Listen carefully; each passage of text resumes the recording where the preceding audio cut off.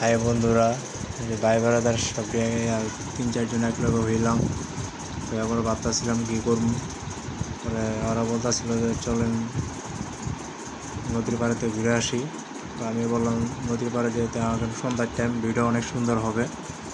তো আমি ওদের সাথে গেলা যাইতেছি। তো চারিদিকে ঘুরে ঘুরে দেখতেছি, মানে শহীদ মিনারের পাশ দিয়ে হাঁটতেছি। চারিদিকে ঘুরে দিয়ে অনেক সুন্দর একটা আবহাওয়া। ওইরকম রোদ নয়, আর সন্ধ্যার টাইমে তো জানেনি সুন্দর একটা আবহাওয়া থাকে, এই সময় হাঁটলে মন ভালো থাকে। পরে আসলাম নদীর কাছাকাছি, চলে আসলাম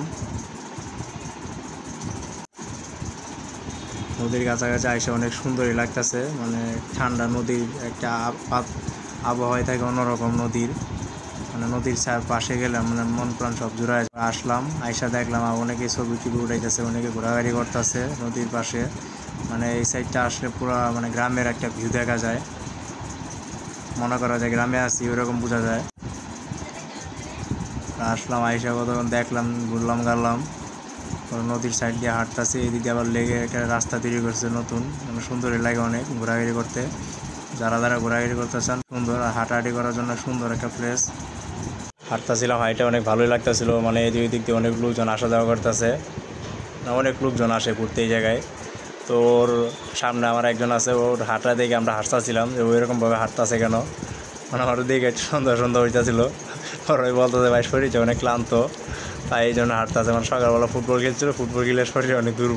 পরে বলতেছিলাম এই শরীর নিয়ে এত খেললে তো শরীরের অবস্থা হইবেই।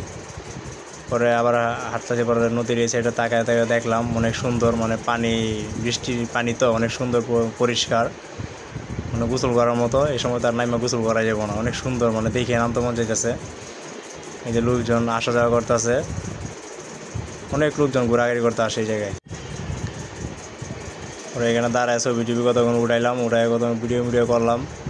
ওইটার পরে আমিও নিজেও কতক্ষণ ভিডিও করতেছি।